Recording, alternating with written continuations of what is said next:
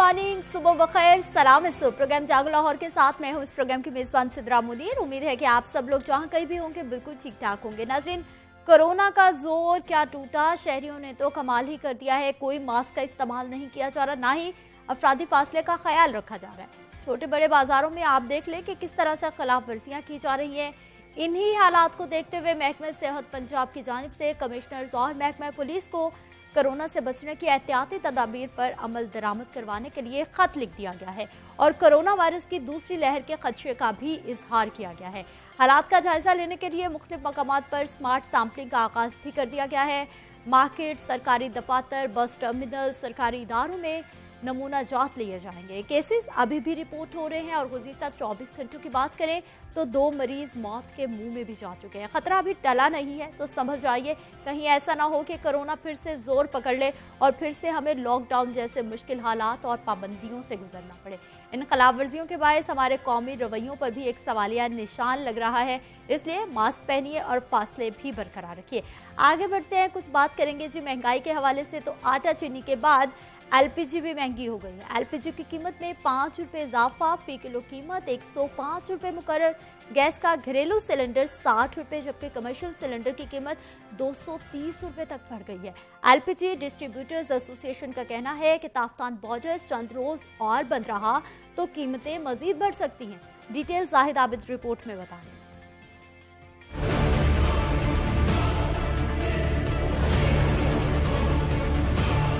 महंगाई माफिया फिर मुतहरिक, गर्म मौसम में भी एलपीजी की कीमत में इजाफा। लाहौर में एलपीजी 5 रुपए महंगी कर दी गई, फी किलो कीमत 105 रुपए मुकर्रर। घरेलू इस्तेमाल का गैस सिलेंडर 60 रुपए महंगा, जबकि कमर्शियल सिलेंडर की कीमत में 230 रुपए इजाफा कर दिया गया। एलपीजी डिस्ट्रीब्यूटर्स एसोसिएशन के मुताबिक तफ्तान बॉर्डर की बंदिश से एलपीजी की सप्लाई कम हुई, जिससे कीमत बढ़ रही है। गैस सिलेंडर इस्तेमाल करने वाले शहरी परेशान, कहते हैं पहले ही महंगाई अरूज पर है, गैस महंगी होने से मजीद मुश्किलात होंगी। गरीब बंदे के लिए तो बहुत मसला बन जाएगा। हम तो चाहते हैं कि कम से कम 70 रुपए 65 रुपए के करीब होए, क्योंकि हम सवारी पैसे भी नहीं खर्च रही है। ਸਾਡੇ ਕਹਿਣ ਦੇ ਨਾਲ ਇਹ ਹਕੂਮਤ ਨਹੀਂ ਕੁਝ ਕਰ ਸਕਦੀ। ਅਸੀਂ ਕਹਾਂਗੇ ਨਾ ਇੰਜ ਹੋ ਜਾਂ ਕੁਝ ਨਹੀਂ ਹੋਏਗਾ, ਬਸ ਇਹ ਨਿਜ਼ਾਮ ਇੰਜ ਇਹਨੇ ਇੰਜ ਹੀ ਚੱਲਦੇ ਰਹਿਣਾ। ਅਸੀਂ ਹਕੂਮਤ ਨੂੰ ਕੀ ਕਹਿ ਸਕਦੇ ਹਾਂ? ਕੁਝ ਨਹੀਂ ਕਹਿ ਸਕਦੇ। ਹਕੂਮਤ ਨੇ ਆਪਣੀ ਮਰਜ਼ੀ ਨਾਲ ਕਰਨਾ ਤੇ ਆਪਣੀ ਮਰਜ਼ੀ ਨਾਲ ਜੋ कुछ होगा होना। एलपीजी डिस्ट्रीब्यूटर्स एसोसिएशन के मुताबिक सप्लाई में 1200 मैट्रिक टन की कमी हुई है और ये सूरत हाल बरकरार रही तो कीमत मजीद भी बढ़ सकती है। कैमरामैन इकराम शाह के साथ जाहिद आबिद, लाहौर न्यूज।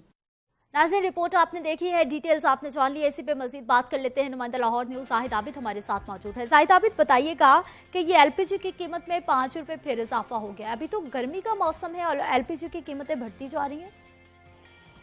जी बिल्कुल, आमतौर पर जो देखा जाता है उसमें सर्दी के मौसम में एलपीजी की कीमत में इजाफा होता है और ये जो आजकल का मौसम होता है इसमें एलपीजी की तलब ना होने के बराबर होती है। खासतौर पर जो घरेलू सारफ होते हैं उनकी तलब ना होने के बराबर होती है और बाहर जो छोटे ठेले वगैरह होते हैं वहां पर सिर्फ इसकी डिमांड होती है। लेकिन ये जो इजाफा हुआ इसकी वजह ये बताई जा रही है कि ईरान तूफान बॉर्डर कुछ दिनों से बंद है, जिसकी वजह से एलपीजी की सप्लाई वहां से मुतासर हो रही है और तकरीबन 1200 मैट्रिक टन रोजाना एलपीजी की किल्लत है, जिसको जवाब बना के एलपीजी डिस्ट्रीब्यूटर एसोसिएशन ने कीमत में इजाफा किया है। ताहम एक चीज जो नजर आ रही है कि डिमांड ना होने की वजह से मार्केट में अभी तक इस कीमत पर उस तरह अमल नहीं हो रहा। कहीं हमें 100 रुपए और कहीं 105 रुपए में फरोख्त होती हुई नजर आ रही है और अक्सर दुकानों पर 100 रुपए किलो में भी अभी एलपीजी दस्तियाब है। ताहम एलपीजी डिस्ट्रीब्यूटर एसोसिएशन ने जो कीमत जारी की है वो 105 रुपए जारी किया, लेकिन दुकानदारों का कहना है कि ग्राहक ही मौजूद नहीं है, खरीदार ही मौजूद नहीं है, तो हम महंगी करके क्या करें। ताहम 1-2 रोज में यकीनन इस बात पर खदशा है कि जैसे ही नया स्टॉक आएगा मार्केट में ये कीमत 105 रुपए होगी। जबकि एलपीजी डिस्ट्रीब्यूटर एसोसिएशन का ये मौक़िफ़ है कि अगर चंद दिन तक ये बॉर्डर मजीद बंद रहा तो कीमत में मजीद इजाफा भी हो सकता है और इसकी एलपीजी की कीमत 110 से 115 रुपए फी किलो तक जा सकती है।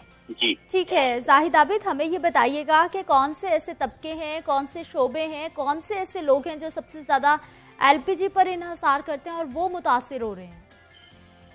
इसमें एक तो जो घरेलू सारफ जहाँ पर अभी तक कुदरती गैस के कनेक्शन नहीं पहुंचे वो हाउसिंग सोसाइटीज, वो छोटे कच्ची आबादियां, वहाँ पर एलपीजी का इस्तेमाल ज्यादा होता है और ये आमतौर पर कम आमदनी वाले लोग होते हैं और वहाँ पर अभी तक गैस दस्तियाब नहीं होती। दूसरा जो चाय और नाश्ते और छोटे ठेले होते हैं या छोटे होटल्स होते हैं, वहां पर गैस कनेक्शन नहीं होते और आमतौर पर लोग वहां पर LPG इस्तेमाल करते हैं। तो लाजमी तौर पर उनकी जो एक बचत होती है या उनकी आमदनी होती है वो कम होती है और उससे उनके लिए मसाइल पैदा होते हैं। इसके साथ साथ रिक्शा जो कि एक अहम सवारी होती है और एक सस्ती सवारी ख्याल की जाती है, जिसको 5 रुपए फी किलो इजाफा होगा तो रिक्शा मालक जो है, रिक्शा ड्राइवर जो है, उसने किराए में कई गुना इजाफा कर देना सिर्फ इस बुनियाद पे कि LPG महंगी हो गई है। तो ये एक ऐसा चक्कर है जिसमें ना सिर्फ आम सारफ बल्कि जो लोग इसे बराह रास्त इस्तेमाल करते हैं वो भी होते हैं और इस चीज का नाजायज फायदा भी उठाया जाता है कि अगर कीमत 5 रुपए फी किलो बढ़ी है तो इसका जो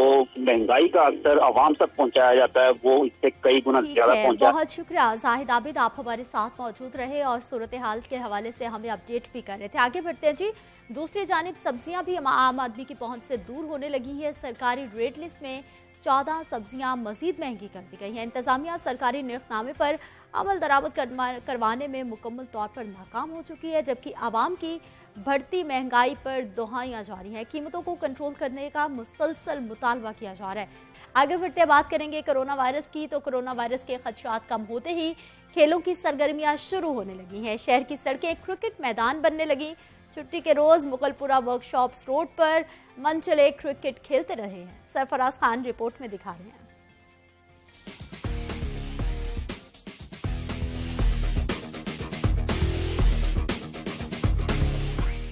कोरोना वबा का जोर टूटते ही मंचलों ने सड़कों पर क्रिकेट मैदान लगा लिया। लॉकडाउन खत्म होने के बाद सड़कों पर क्रिकेट बहाल हो गई।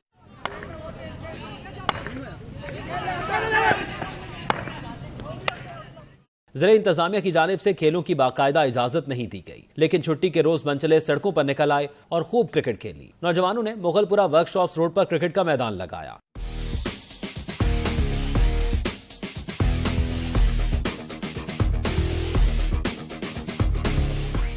मंचलों का कहना है कि 4 माह से घर बैठे तंग आ गए, अब क्रिकेट खेलने आए हैं। हुकूमत क्रिकेट और दूसरे खेलों के लिए जगह फराहम करे। 4 माह से हम खेल नहीं पा रहे थे, आज इतवार का आए हैं खेलने के लिए, मगर कुछ मसाइल वही हैं कि हमारे पास ग्राउंड वगैरह यहाँ अवेलेबल नहीं है। तो हम गुजारिश करेंगे कि इस तरह की रिक्रिएशनल एक्टिविटीज़ के लिए हमें कोई ऐसे प्लेटफॉर्म प्रोवाइड किया जाए जहाँ पर हम प्रॉपर्ली जाके खेल सकें।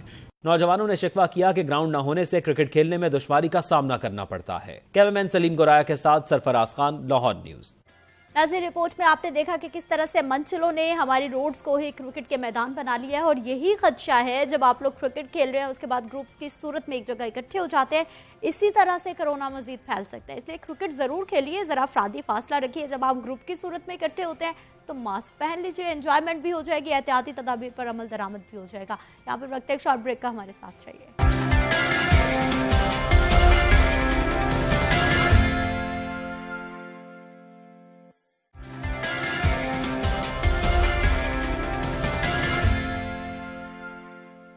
प्रोग्राम में एक बार फिर से आपको खुशामदीद कहते हैं। नाज़रीन, पूरे पंजाब की तरह लाहौर शहर में भी पोलियो मुहिम का आज तीसरा रोज़ है, मुसलसल जारी है, जिसकी वजह से हम देख रहे हैं कि जो पोलियो वर्कर्स हैं घर घर जा रहे हैं, 5 साल से कम उम्र बच्चों को पोलियो के कतरे पिला रहे हैं ताकि उनको उम्र भर की माजूरी से बचाया जा सके। लेकिन उसके साथ साथ बदकिस्मती से पूरी दुनिया में सिर्फ 3 ममालिक ऐसे हैं जहां पर अभी तक पोलियो वायरस मौजूद है और अभी तक बच्चों का मुस्तकबिल तबाह कर रहा है। उनमें पाकिस्तान है, नाइजीरिया है और तीसरा मुल्क अफगानिस्तान है। पाकिस्तान में भरपूर कोशिशें की जा रही हैं, लेकिन उसके बावजूद देखा है कि 2014 में पोलियो केसेस कम थे, 16 में मजीद कम थे, 17 में बढ़ गए, 18 में बढ़ गए, 2019 में बहुत ज़्यादा रिकॉर्ड किए गए। यानी कि जो फ्लक्चुएशन आ रही है कि केसेस कम है तो हर साल उनको कम होना चाहिए, ऐसा नहीं हो रहा, बल्कि हर गुजरते दिन के साथ एक बार फिर से पोलियो बुरी तरह से सर उठा रहा है। लाहौर शहर की बात की जाए तो रवां साल लाहौर शहर में 2 केसेस रिपोर्ट हुए हैं, जबकि पंजाब में 6 केसेस रिपोर्ट हो चुके हैं। पूरे पाकिस्तान में रवां साल में 64 केसेस पोलियो वायरस के रिपोर्ट हो चुके हैं। अभी तकरीबन 2-3 रोज़ पहले की बात है कि शहर की 14 माह की बच्ची है जिसका ताल्लुक रावी टाउन से है, उसका पॉजिटिव टेस्ट आया है पोलियो का, लेकिन वो मुसलसल उसके वालिदैन की जानिब से बताया गया है कि पोलियो की तमाम खुराकें बच्ची को पिलाई भी जाती रही हैं, बल्कि जिम्मेदारी के साथ हर बार उसको पोलियो के कतरे पिलाए जाते रहे, लेकिन उसके बावजूद उसका टेस्ट पॉजिटिव आ जाना महकमे सेहत के लिए, पोलियो वर्कर्स के लिए, पोलियो प्रोग्राम के जो भी अफसरान हैं उनके लिए भी एक लम्हा फिक्रिया है और एक सोच का मकाम है। उनकी जानिब से भी हैरानी का इजहार किया जा रहा है। आज हमने इसी पे बात करनी है, थोड़ी सी अवेयरनेस पे भी बात करेंगे कि पोलियो वायरस है क्या, किस तरह से फैल जाता है, बचा कैसे जा सकता है, अगर पोलियो कतरे पिलाए जा रहे हैं तो फिर क्यों वायरस पॉजिटिव आ रहा है। हमारे साथ मौजूद हैं जी डॉक्टर मोहम्मद बशीर साहब हैं, district surveillance coordinator polio programme Lahore हैं, आपको प्रोग्राम में खुश आमदीद कहते हैं। बिलाल चौधरी नुमाइंदा लाहौर न्यूज़ हमारे साथ मौजूद हैं। बिलाल, आपको भी प्रोग्राम में खुश आमदीद कहते हैं। डॉक्टर साहब, पोलियो मुहिम इंतहाई ज़रूरी, कोविड में हमने देखा कि तकरीबन 6 माह नहीं हो सकी, जिसकी वजह से आने वाले वक्त में नुकसान सामने आएगा क्या? उसमें ये है, बिस्मिल्लाहिर्रहमानिर्रहीम, पहले तो कैंपेन हमारी जो लास्ट हुई मार्च में हुई है, उसके बाद 4 माह का गैप आया उसमें कोविड की वजह से। तो अब ये स्पेशल कैंपेन है हमारी, जो इसको भी कोविड के मद्देनज़र रखते हुए हम उन्हीं इंस्ट्रक्शंस को फॉलो करते हुए ये कैंपेन कर रहे हैं। तो आज तीसरा दिन है कैंपेन का, और बल्कि मोहतरम वालिदैन है जो, उनसे भी अपील है कि आज तकरीबन लाहौर के हर घर में हमारी टीम पहुंच चुकी होगी। अगर कोई बच्चा फिर भी रहता है तो हमारे फर्दर दिन है कैचअप के, या किसी वालिदैन को कोई बच्चा रह जाता है तो ये भी उनकी ज़िम्मेदारी है कि वो सेंटर से आके पिलवा भी सकते हैं। तो ये मुहिम का आज तीसरा दिन है। तो इसमें जो आपने बात कही पोलियो केसेस की, तो पंजाब में जैसा कि आपने कहा कि 6 केसेस हैं अभी तक, ठीक है, उसमें 3 डीजी खान से हैं, 1 राजनपुर से, 2 लाहौर के केसेस हैं। तो लेटेस्ट वन जो आपने जिक्र किया हूर फातिमा का, उसका सैंपल ज़रूर पॉजिटिव आया, लेकिन ये पोलियो कैंपेन की ही वजह से है कि वो बच्ची माजूर नहीं हुई, ठीक है ना, उसने कतरे पिए हुए, उसकी EPI है, ये क्रेडिट जाता है कैंपेन को भी, बल्कि कैंपेन इम्यूनिटी बूस्ट करने के लिए हम करवाते हैं।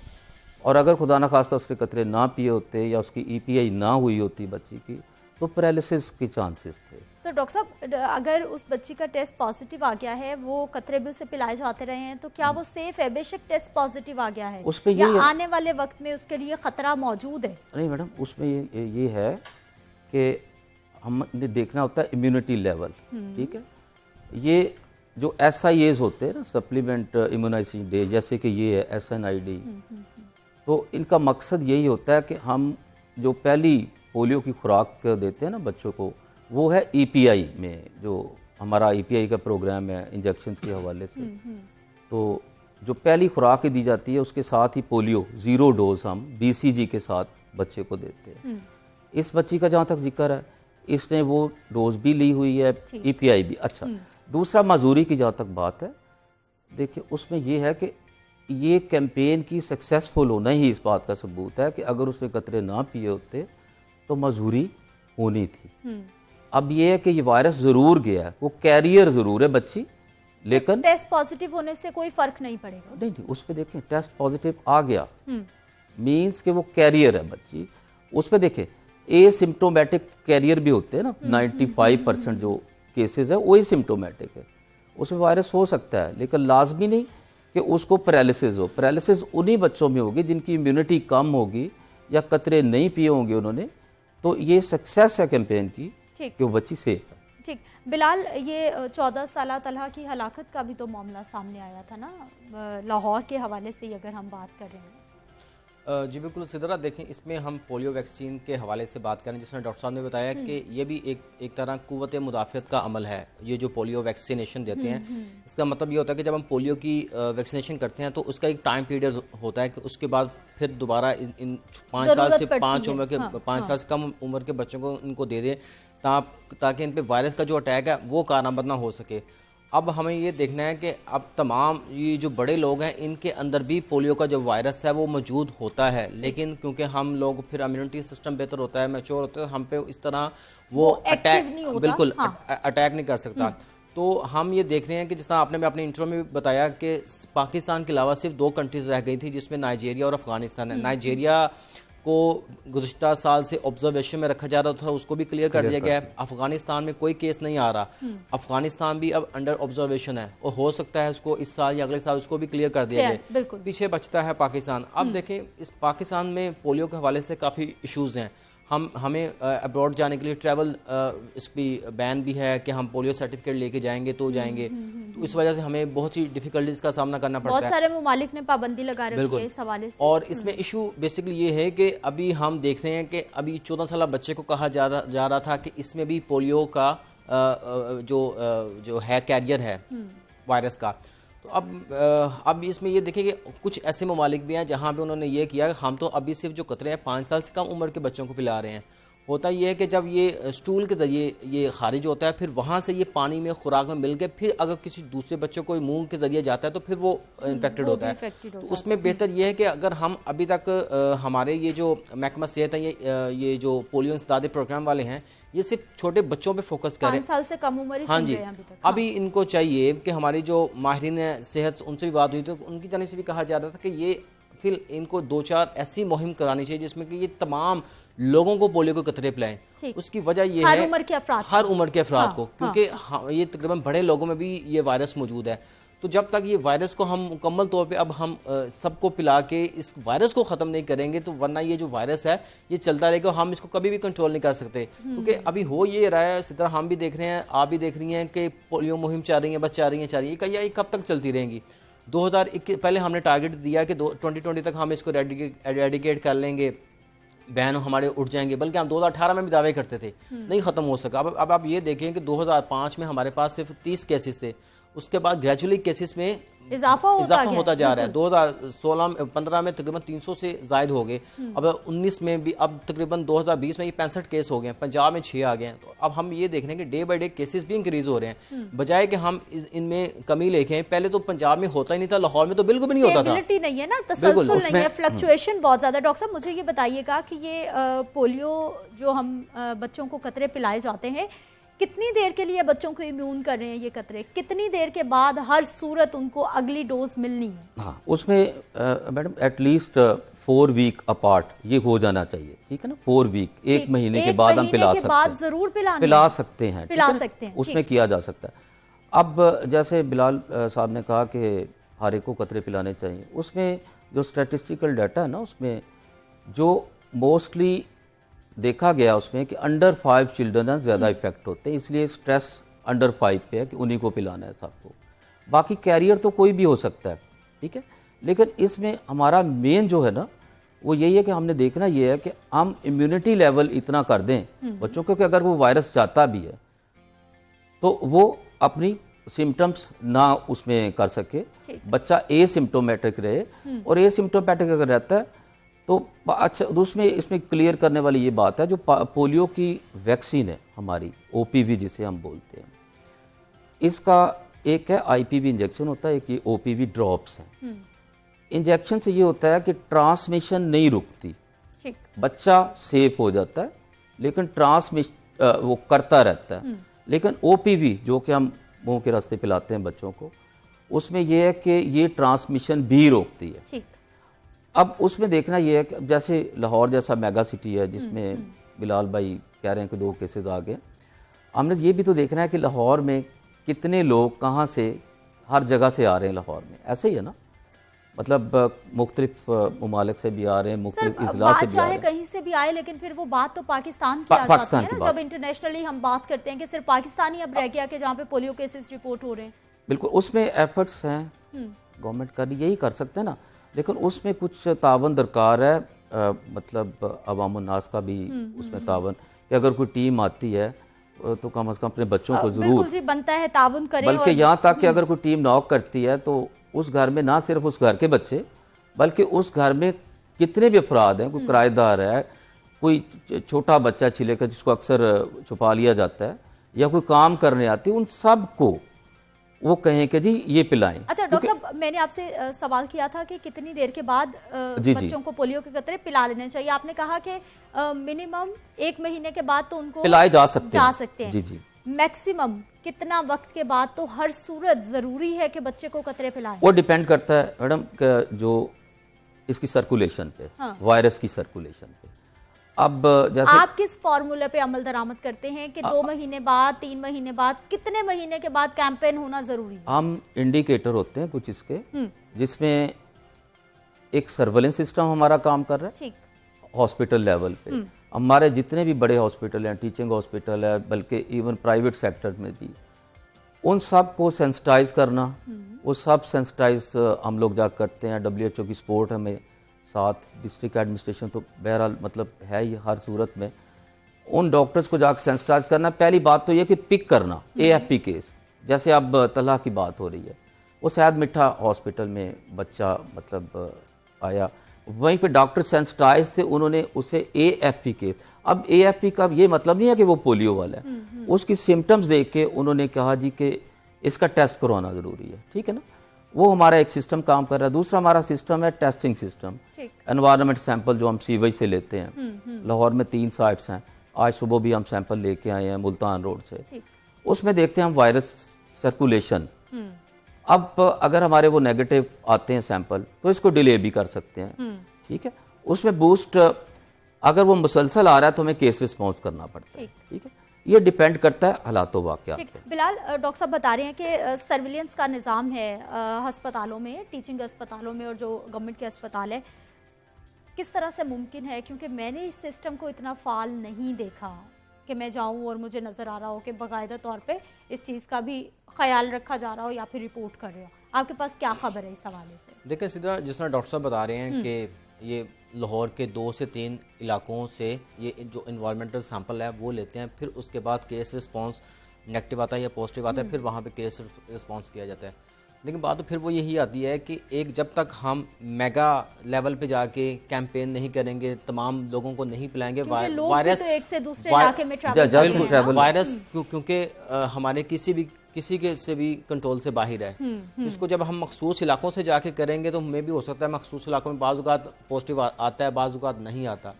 तो इशू ये है कि इस कैंपेन को हमारे पाकिस्तान के माथे के ऊपर ये कलंक है जिसको हमने साफ करना है, और हम बड़े सालों से कोशिश कर रहे हैं, बड़े सालों से दावे कर रहे हैं जो कि हम नहीं कर पा रहे। तो इसकी वजह से हमारा जो प्रोग्राम है महकमा सेहत है उसके ऊपर भी सवालिया निशान पैदा होता है कि ये अपनी स्ट्रेटजीज को क्यों नहीं चेंज कर रहे। अब आप ये देखें कि इंटरनेशनल जो डोनर्स हैं उसमें बिल गेट्स और दूसरे मेलिंडा गेट्स जो भी हैं उनके डोनर्स हैं, उनकी जानिब से भी कहा जा रहा है कि पाकिस्तान को हम इतनी एड दे रहे हैं, लेकिन उसके बावजूद भी ये पोलियो की किसी चीज़ में कमी नहीं आ रही। तो एक दफ़ा तो उन्होंने ये भी कह दिया कि इसके बाद हम इनको एड भी देना भी बंद कर देंगे।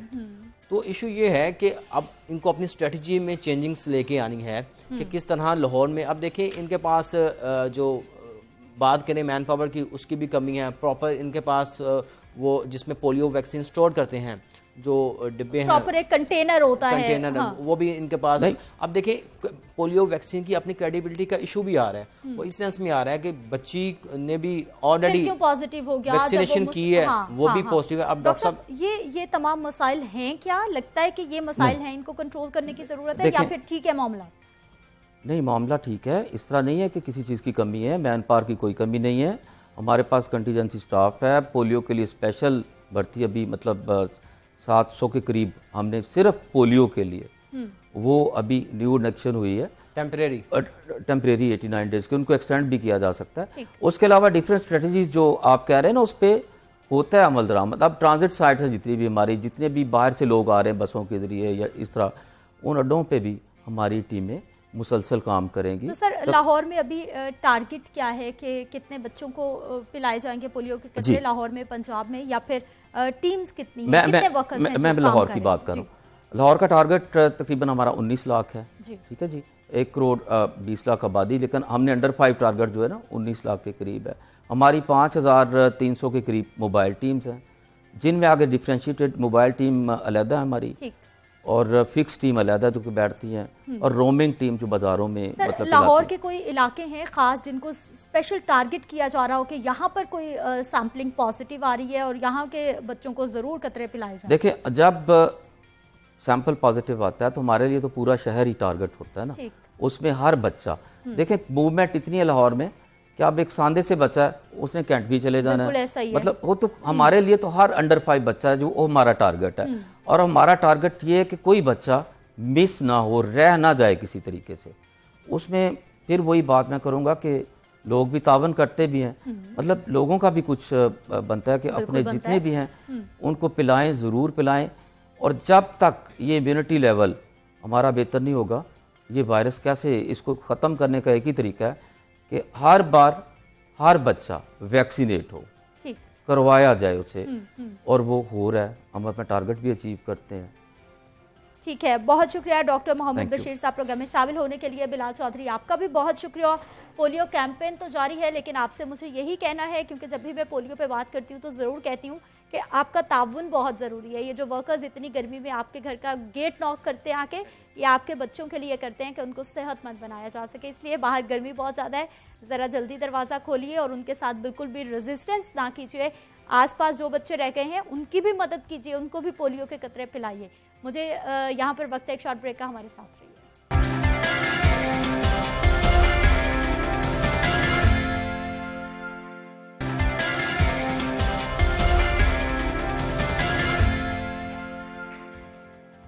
प्रोग्राम में एक बार फिर से आपको खुश आमदीद कहते हैं। नाज़रीन, बात करेंगे कुछ खेल के मैदान के हवाले से, जहां पर हम देखते हैं कि हमारी ख़वातीन, हमारी लड़कियां भी किसी से पीछे नहीं है, चाहे उनको वसाइल की कमी का सामना हो, चाहे मसाइल दरपेश आए, लेकिन उसके बावजूद जब हिम्मत जवां होती है तो यकीन जानिए इन तमाम मसाइल को बंदा एक साइड पे रखता है और बस अपने काम पे लग जाता है और अपने गोल पे नज़र रखता है कि मुझे चाहिए क्या। मेरे साथ आज बहुत ही ख़ास मेहमान मौजूद हैं, जिनसे मैं आपका तारुफ करवा देती हूँ। शहजाद कुरैशी साहब हैं, आप ऑस्ट्रेलियन क्वालिफाइड क्रिकेट कोच हैं और आपके साथ आपकी 3 बेटियां हैं, जिनको आप अपनी घर की छत पर बाकायदा तौर पर क्रिकेट की प्रैक्टिस कराते हैं और इनके रोशन मुस्तकबिल के लिए काम कर रहे हैं। वसाइल महदूद हैं, लेकिन उसके बावजूद कोशिश है कि बच्चियां पाकिस्तान का नाम रोशन कर सके। शहजाद साहब, प्रोग्राम में आपको खुश आमदीद कहते हैं। मेरे साथ मौजूद हैं जी आमना शहजाद कुरैशी, प्रोग्राम में आपको खुश आमदीद कहते हैं। आयशा शहजाद कुरैशी और फातिमा शहजाद कुरैशी, आपको भी प्रोग्राम में खुश आमदीद कहते हैं। शहजाद साहब, कब से चल रही है ये ट्रेनिंग, कैसे हुआ आगाज़? बच्चों का शौक था या फिर आप लाए इनको? नहीं, बेसिकली बच्चों का ही एक मोटिवेशन थी, इंस्पिरेशन इन्हें मिली जो बांग्लादेश की टीम आई थी वुमेन्स की, मेरा ख्याल फर्स्ट टाइम काफ़ी अरसे के बाद। तो मैं वहाँ पे कोच था बांग्लादेश में, तो उसमें मेरे कुलीग थे कुछ, तो मैं टीम को लेके गया था साथ। तो टीम के साथ जब गए तो इनको वहाँ से जो है, वहाँ पे ये जब इन्होंने पाकिस्तानी टीम लड़कियों की और वुमेन्स की मिली तो इन्हें वहाँ से इंस्पिरेशन मिला, मोटिवेशन मिली, फेम देखा उन्होंने, तो वहाँ से इन्होंने मुझसे रिक्वेस्ट की कि पापा हमने भी खेलना है। तो आहिस्ता आहिस्ता फिर ये कोरोना टाइम में डेज़ में मैंने जो है इनको ऊपर क्रिकेट स्टार्ट की, जिसमें ये बहुत अच्छा इन्होंने मतलब मुझे नज़र आया कि इनके अंदर तो है।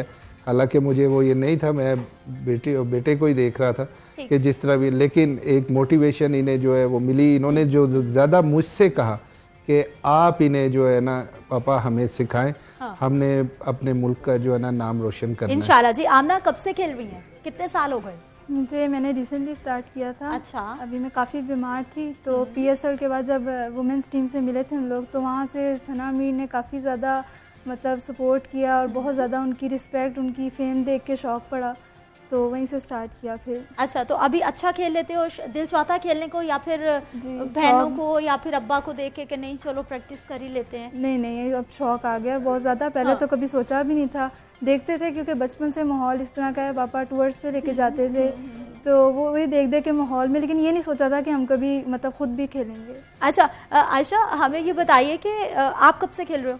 मैं भी इन्हीं के साथ से खेल रही हूँ, जब से हम तीनों ने तकरीबन स्टार्ट ही इकट्ठे किया है। और घर की छत पे नेट लगाया हुआ है? हाँ जी, वो पापा ने खुद, जब उन्हें देखा शौक है, उन्होंने पहले ऊपर सीमेंट भी लगवाई, फिर नेट भी, ताकि हम और अच्छी प्रैक्टिस कर सके। अम्मी ने कोई मुखालफत तो नहीं की कि ये बेटियों को किस काम पे, क्योंकि माएँ हमारी होती है ना अक्सर के वो बेटियां क्रिकेट ना खेलें और फिर घर के काम शाम करें, ऐसा तो नहीं कोई? नहीं, इस चीज़ में तो हम ब्लेस्ड हैं कि हमारे दोनों पेरेंट्स बहुत ज़्यादा सपोर्टिव हैं, उन्होंने बहुत ज़्यादा मोटिवेट किया है, इस वजह से हमारा और शौक आया। अच्छा फातिमा, मुझे बताइए कि जो हम अपनी फीमेल टीम को भी देखते हैं, कोई डोमेस्टिक स्ट्रक्चर नहीं है गर्ल्स के हवाले से, टूर्नामेंट्स भी नहीं मिलते, कोई ऐसे हम लोग प्रैक्टिस भी नहीं देखते लड़कियों को, उसके बावजूद आप क्रिकेट में आना चाह रही हैं, वाई? ये असल में ये बहनें खेलती थी, मैंने थोड़ी लेट स्टार्ट की है। हाँ, तो इनको देखा देखी मुझे बहुत ज़्यादा शौक होना शुरू हो गया। ये बहुत अच्छा खेलती थी, भाई बहुत अच्छा खेलता है, तो उससे देखा देखी बस हो गया। पहले हम लोग ने PSL देखा वगैरह इस तरह करके। आमना, घर में मेरा ख्याल है कि कोई आउटर्स की ज़रूरत ही नहीं है, आपस में टीम बन जाती होगी और प्रॉपर जो है वो मैच वैच। हाँ जी, वही करते हैं। नेबर से आते हैं 2 बच्चे और मतलब 2 लड़के और 2 लड़कियाँ, वो भी उन्होंने भी हमें पार्टिसिपेट किया, वो भी उनके साथ ट्रेनिंग करते हैं। पहले ऑड लगा, लेकिन बाद में माँ पापा दोनों ने बहुत मोटिवेट किया और उन्होंने कहा कि नहीं, ऐसे कॉन्फिडेंस आता है स्पोर्ट्स से, तो आप स्पोर्ट्स करो, तो उनके साथ फिर हम करते हैं। शहजाद साहब, जो हमारे जो मेल क्रिकेटर्स हैं उनकी जब हम बात करते हैं, उनको तो चलें फिर भी कुछ ना कुछ डोमेस्टिक खेलने का मिल ही जाता है, लेकिन गर्ल्स का तकरीबन ना होने के बराबर। कितने टूर्नामेंट से मेरा ख्याल गिनती के होते होंगे जो उनको मिलते हैं? बिल्कुल, इसमें देखें पीसीबी इस वक्त जो है ना, जहाँ तक क्योंकि मेरी बेटी आई तो वुमेन साइड पे मुझे ज़्यादा इंटरेस्ट हुआ, वो इंटरेस्ट ले रहे हैं, लेकिन मेन ये है कि बोर्ड जो होता है वो बिकॉज ऑफ प्लेयर्स होता है, शॉर्टेज ऑफ प्लेयर्स की है। तो ये मुझ जैसे जो हैं पेरेंट्स हैं, उनको चाहिए कि वो बढ़ चढ़ के जो है ना इसमें हिस्सा लें और यकीन करें, अगर पीसीबी और हम लोग ये चीज़ करें कि जो वर्किंग वुमेन्स हैं, ठीक है, जो छोटी बच्चे हैं, जो एक मुतवस्त घराने से या उनके नीचे जो बच्चे हार्ड वर्क कर, उन्हें अगर इन लाइन में लाया जाए ना, तो मैं आपको श्योरिटी देता हूँ कि वो हम लोग बहुत ऊपर जाएंगे। और बेसिकली मोटो जो है ना मेरा वो ये है कि अपनी एम में, अपनी लाइफ में मैं इनको जो मेरे पास है वो इनमें ट्रांसफ़र करूं, ताकि इनमें लीडरशिप आए और जो सोसाइटी में जो मसाइल है ना उसको ये टैकल करना इनको आए। ठीक। आयशा, लॉकडाउन का तो पीरियड बड़े अच्छे से गुजर गया होगा, घर में रौनक भी हो जाती होगी, प्रैक्टिस भी हो रही है और आप पॉलिश भी हो रहे हो। जी, बहुत मज़ा आता है क्योंकि पापा ना इतने इंटरेस्ट से वो करवाते हैं कि ना देख के बंदा खुद मज़े से ना फिर खेलना शुरू कर देता है, तो कोई वो बोरिंग चीज़ वगैरह नहीं। फातिमा, बॉलिंग या बैटिंग? ऑलराउंडर। ऑलराउंडर। वैसे ज़्यादातर सबको जो बिगिनर्स होते हैं उनको बैटिंग का ही शौक होता है, बॉलिंग कोई नहीं कराना चाहता। नहीं, कभी होता है बैटिंग खराब होती है, फिर बॉलिंग सही हो जाती है, फिर बॉलिंग खराब होती है, बैटिंग तो सारा ही है। सारा ही है। फातिमा, बैटिंग या बॉलिंग? मुझे ज़्यादातर बैटिंग पसंद है, लेकिन पर अब बॉलिंग में भी इंटरेस्ट आ गया, जैसे जैसे सीखा है। करनी ही पड़ेगी ना, वो भी साथ साथ तो चलनी पड़ेगी। आमना, इंटरेस्ट क्या है? मुझे बैटिंग बहुत पसंद है, लेकिन अभी बैटिंग ही तो सबको पसंद होती है, बॉलिंग तो कोई भी कराना वो शॉट्स वगैरह वो बहुत ज़्यादा इंटरेस्ट है। ठीक। शहजाद साहब, ये 3 बेटियां हैं, आपने क्या सोचा हुआ है, टारगेट क्या है कि ये बैटिंग में ज़्यादा अच्छी जा सकती है, ये जो है ये बॉलिंग ज़्यादा अच्छी करा सकती है? देखें, एज अ बाप नहीं, एज अ कोच मैं इस वक्त बात करूंगा, इनके अंदर मैंने पोटेंशियल देखा है, तो जू आहिस्ता जाएंगे। मतलब सडनली मैंने पहले बैटिंग ही स्टार्ट कराई है, क्योंकि एटमॉस्फेयर नहीं होता, वो बॉलिंग का ये वो जी। तो एक दिन ये थोड़ा सा स्टक हो गई थी किसी जगह पे, वो पॉइंट से आगे नहीं जा रही थी, तो मैंने वो चेंज के लिए ना, ये साइकी होती है कि प्लेयर को दूसरी जगह पे आप ले आए, तो मैंने इनसे बॉलिंग करवाई, तो मैं खुद हैरान हो गया। वो तीनों राइटी खेलती हैं, ठीक है, राइट हैंडर, लेकिन वो मेरी बच्ची जो है ना वो फास्ट बॉल जो है ना लेफ्ट हैंड से करवाती है। इसका मतलब फातिमा में ज्यादा गट्स हैं, राइट से खेलती हैं, बैटिंग करती हैं और लेफ्ट से बॉलिंग कराती हैं। जब मजे की बात है, जब उसने शुरू किया था तो लेफ्ट हैंड से बैटिंग शुरू की थी, लेकिन वो आहिस्ता आहिस्ता, क्योंकि वो लेफ्ट से लिखती थी, तो जहाँ से मैंने मतलब इसमें मैं बहुत शुक्रिया अदा करूँगा किन लोगों का, शाहिद असलम साहब हैं, ठीक है, फ़हीम है कोच है, सकलैन है जो घर आए, ऑन एंड ऑफ आए, फिर ये तौफीक उमर है, फिर यूवी के फादर योगराज सर, उन्होंने ये मोटिवेशन ना उन्होंने इनको दी कि बिल्कुल शहजाद साहब, मोटिवेशन होना तो बहुत ज़रूरी होती है। मजीद भी हम बात करेंगे कि मसाइल क्या है, उन मसाइल के हल क्या हैं। फातिमा, फिटनेस होना कितना ज़रूरी है, फिटनेस पे कितना काम होता है प्रैक्टिस के साथ साथ? फिटनेस में तो बहुत जोर है, पापा बहुत स्पेशली वो सबसे ज़्यादा करवाते हैं, जैसे कार्डियो की बहुत ज़्यादा होती है, आपके मसल्स बनाने की, मसल्स की एक्सरसाइज बहुत होती है, तो ये बहुत ज़रूरी होती है। ठीक।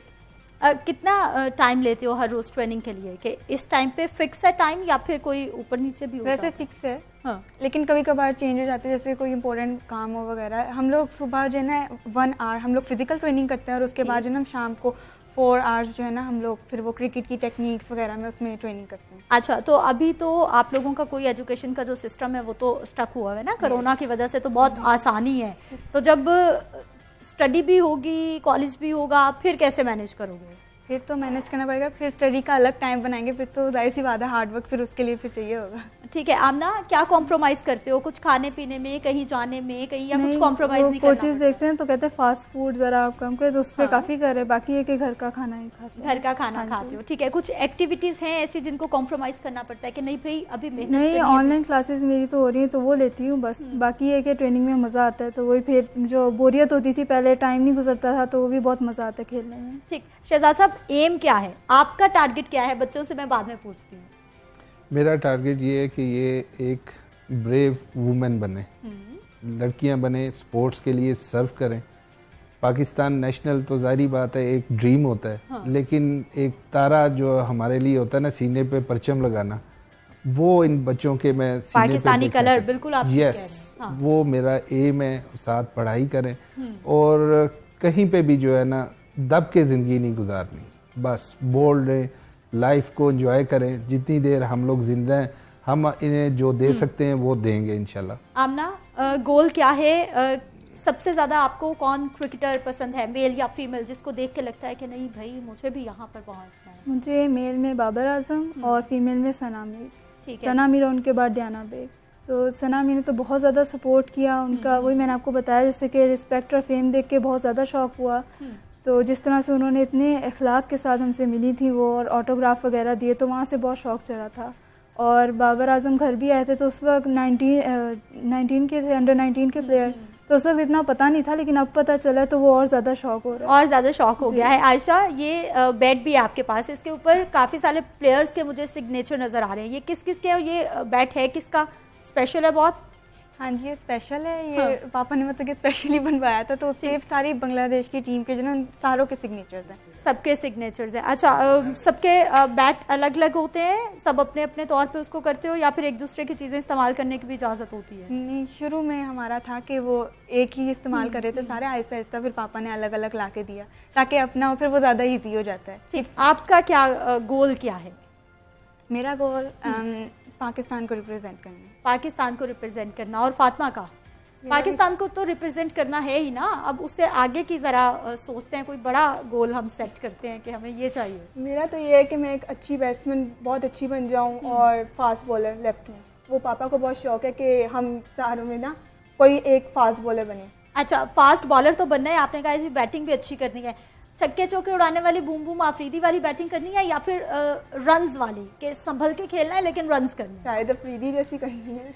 अच्छा, आज शहजाद साहब आप क्या कहते हैं, बैटिंग क्या होनी चाहिए? वो जो छक्के चौके हैं उन पे तमाशाई बहुत इंजॉय करते हैं, लेकिन कुछ प्लेयर्स हैं बड़ा संभल के खेलते हैं, उनको रन्स करने होते हैं ज़्यादा। जी बिल्कुल, देखें तीनों की क्वालिटीज़ जो है ना डिफरेंट है, तीनों की डिफरेंट है। फातिमा खुल के खेलती है, आयशा टेक्निकली खेलती है, ये भी स्ट्रॉन्ग खेलती है, तो जो बच्चे का जेन्युइन नेचुरल है ना स्टाइल, उसको आप डेवलप करें, वो होना चाहिए। और इसमें जितना भी हो सकता है ना उसको उसी चीज़ में आगे लेके चलें, क्योंकि सेल्फ कॉन्फिडेंस जब आएगा उसमें तो वो आपको आउटपुट जो है ना देगा। बाकी आप जब अपर लेवल पे जाते हैं तो ज़ाहिर बात है रिक्वायरमेंट होती है, स्पोर्ट्स आपको यही सिखाती है, behaviour, how to live, how to tackle in bad circumstances और गुड सर्कमस्टांसिस, तो वो इन्हें इंशाल्लाह ताला कोशिश कर रहे हैं।